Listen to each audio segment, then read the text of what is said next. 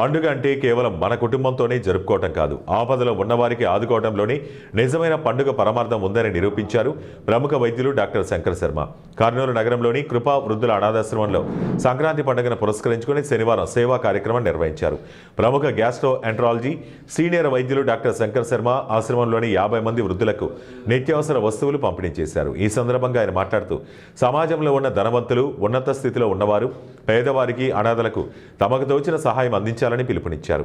పండగ వేళ వృద్ధుల ముఖాల్లో చిరునవ్వు చూడటం సంతోషంగా ఉందని ఆయన ఆకాంక్షించారు.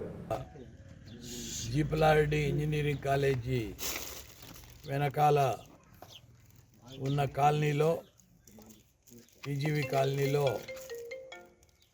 అత్యంత నిరుపేదలను ఈ కృపా వృద్ధాశ్రమంలో, అనాథ శరణాలయంలో విజిట్ చేసి వారికి రాబోయే సంక్రాంతి కానుకగా అన్ని రకాల నిత్యావసర వస్తువులు పంపిణీ చేయడం జరిగింది.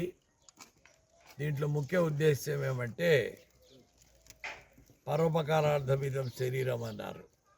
అంటే మన జీవితంలో మనం జీవించి ఉన్న కాలంలో కొద్దో గొప్ప తోటి వాళ్ళకు కూడా సహాయం చేయాల్సిన ఆవశ్యకత ఉంది అని తెలుసుకొని ఈ సమాజ సేవ స్టార్ట్ చేయడం జరిగింది. ఏదో వృత్తాభక్తిగా ఈరోజు ఇక్కడ ఈ నిరుపేదలకు